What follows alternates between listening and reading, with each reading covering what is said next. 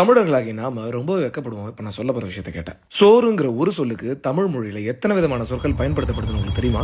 அசனம் என்றாலும் சோறுதான், அடிசல் என்றாலும் சோறுதான், அமலை என்றாலும் சோறுதான், ஐனி என்றாலும் சோறுதான், அன்னம், உண்டி, உணா, ஊன், ஓதனம் இவை அனைத்துமே சோறுதான் குறிக்குது.